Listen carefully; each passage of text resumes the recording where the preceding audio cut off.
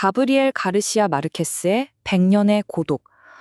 이 이름만 들어도 뭔가 압도되는 느낌 받으시는 분들 많으실 거예요.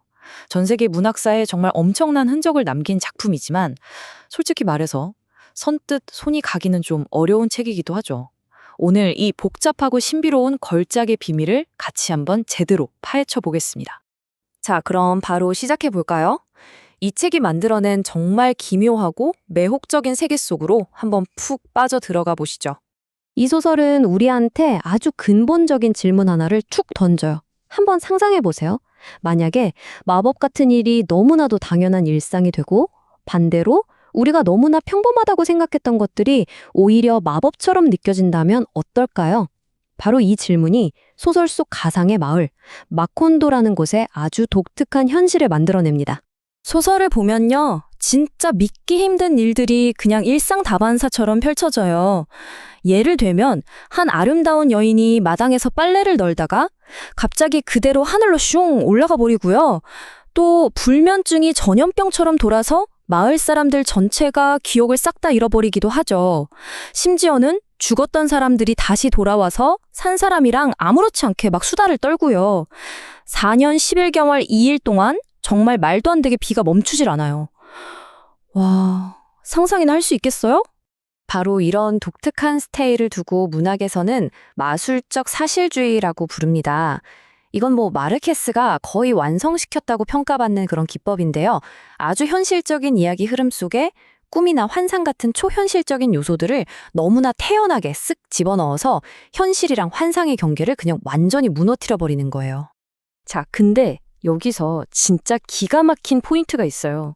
작가는 이 모든 말도 안 되는 일들을 묘사할 때 마치 어제 비 왔어요 라고 말하는 것처럼 정말 아무 감정 없이 그냥 사실을 전달하듯 담담하게 서술한다는 거죠.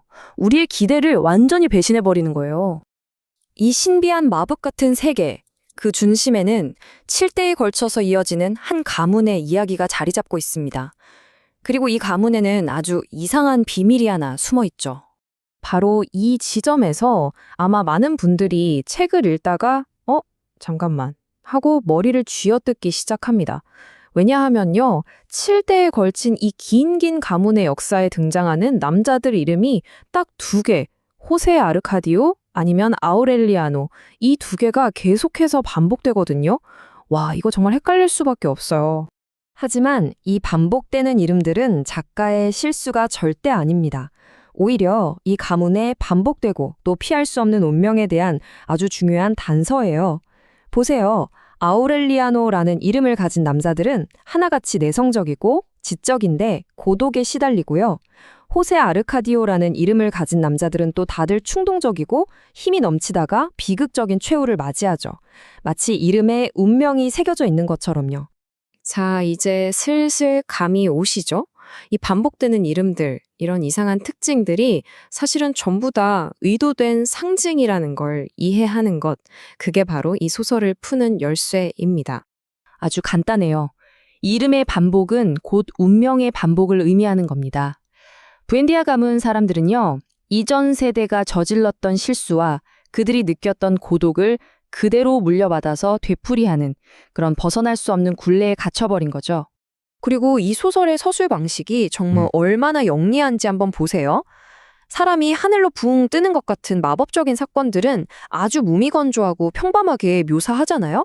근데 반대로 우리한테는 너무나 익숙한 얼음이나 자석 같은 것들은 마치 세상 처음 보는 기적인 것처럼 엄청나게 경이롭게 묘사하거든요.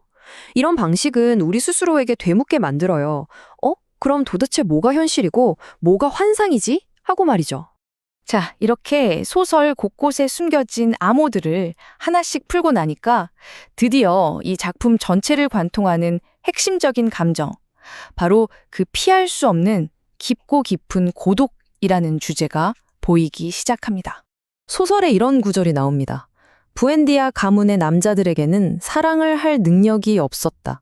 그들은 태어날 때부터 고독이라는 뼈아픈 낙인을 찍고 나온 셈이었다. 이 한 문장이 부엔디아 가문의 비극적인 본질을 그냥 그대로 보여주는 거죠. 여기서 말하는 고독은요, 그냥 혼자 있어서 외롭다, 이런 차원의 이야기가 아니에요. 그것보다 훨씬 더 근본적인 다른 사람과 진심으로 연결되지 못하는 무능력에 가까워요. 혹시 그런 적 없으세요? 수많은 사람들한테 둘러싸여 있는데도 이상하게 외롭다고 느껴지는 순간. 이 책은 바로 그 현대인의 고독을 정말 날카롭게 그려내고 있습니다. 자, 이제 마지막으로 시야를 확 넓혀 보겠습니다. 어떻게 이 한 가문의 이야기가 라틴 아메리카라는 대륙 전체의 거대한 이야기로 확장되는지 그걸 한번 같이 보시죠. 100년의 고독은 그냥 한 가족의 흥망성쇠를 다룬 이야기가 아닙니다.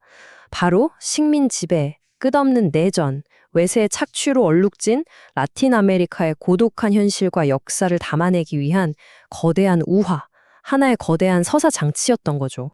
마콘도에서 벌어지는 일들을 보면요. 이게 라틴 아메리카의 실제 역사와 놀라울 정도로 겹쳐져요.